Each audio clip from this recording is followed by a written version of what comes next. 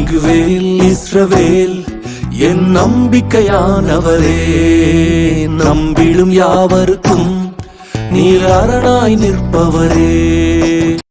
கர்த்தருக்குள் பிரியமான தேவஜனமே, உங்கள் யாவருக்கும் எனது அன்பின் வாழ்த்துக்கள். இந்த நாளிலே கூட மீண்டுமாய் உங்கள் யாவரையும் நம்பிக்கையின் நேரத்திலே சந்திப்பதிலே நான் மிகவும் மகிழ்ச்சி அடைகிறேன்.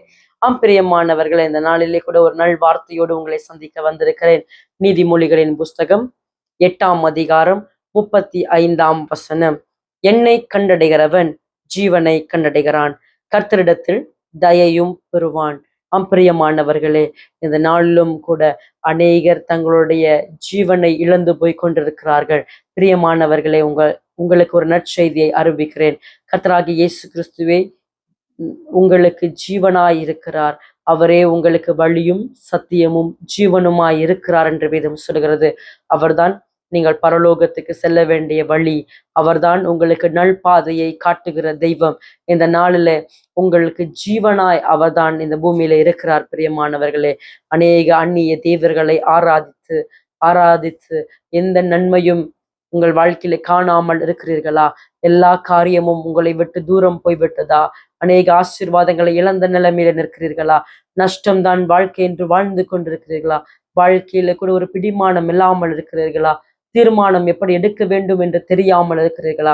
நீங்கள் கர்த்தரை முதலாவது தேடி, அவர்தான் உங்களுக்குள்ளாய் வாசம் பண்ணுகிற உங்களுடைய ஜீவனாய் இருக்கிறார். அவரை கண்டடைகிறவன் தயையும் பெறுகிறான் என்று வேதம் சொல்கிறது.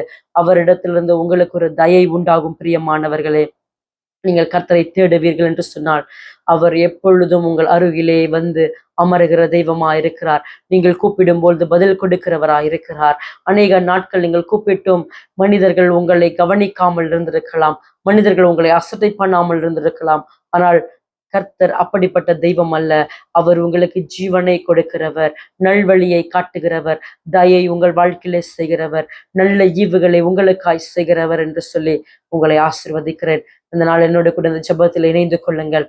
கர்த்தர் நிச்சயமாய் உங்கள் வாழ்க்கையில பெரிய காரியங்களை செய்வார். பிரியமானவர்களே, அன்பின் பரலோக தகப்பனே, யாரெல்லாம் என்னோடு கூட இந்த நம்பிக்கையின் நேரத்துல இணைந்திருக்கிறார்களோ, நீரே வழியும் சத்தியமும் ஜீவனுமா இருக்கிறீர் என்பதை அறிவித்திருக்கிறேன். அதை அவர்கள் இருதயத்திலே விசுவாசிப்பார்களாக. கர்த்தராகிய இயேசு கிறிஸ்து தான் ஜீவன் உண்டு பண்ணுகிறவர். இந்த நாளிலே எவர்களை சுற்றிலும் தங்கள் ஜீவன் பறித்து போகத்தக்கதான காரியங்கள், சூழ்நிலைகள் நடந்து கொண்டிருக்கலாம். ஜீவனை இழக்க வேண்டிய நிலைமையிலே வாழ்ந்து கொண்டிருக்கலாம். ஆனாலும் ஒரு நம்பிக்கை உண்டு. அது கர்த்தராகிய இயேசு கிறிஸ்து, அவர் எனக்குள்ளாய் ஜீவனை உண்டு பண்ணுகிற தெய்வம் என்பதை விசுவாசிப்பார்கள் என்று சொன்னால், இந்த நாளிலே இவர்களுடைய இருதயத்திலே கர்த்தராகிய இயேசு கிறிஸ்து பெரிய காரியத்தை செய்வீராக என்று சொல்லி நான் செபிக்கிறேன். இயேசு என்கிற வல்லமையுள்ள நாமத்திலே வேண்டி செபிக்கிறேன். ஜீவனுடைய நல்ல தகப்பனே, ஆமேன், ஆமேன். அப்பிரியமானவர்களே, ஜீவனை இழந்து போகிற நிலைமையில நீங்கள் வாழ்ந்து கொண்டிருக்கலாம். கர்த்தராகிய இயேசு கிறிஸ்து நான் உங்களுக்கு ஜீவனா இருக்க போகிறார். இந்நாள் தொடங்கி, இந்த நேரம் தொடங்கி அவரே உங்கள் வாழ்க்கையில நம்பிக்கையை உண்டு பண்ணுகிற தெய்வம். நீங்கள் நம்புகிறது உங்களுக்கு நன்மையாய் நடந்து முடியும் என்று சொல்லி உங்களை வாழ்த்தி ஆசீர்வதிக்கிறேன். மீண்டுமாய் அடுத்த நம்பிக்கையின் நேரத்திலே உங்கள் யாவரையும் சந்திக்கும் வரையில் விடை பெறுகிறேன். ஆமேன்.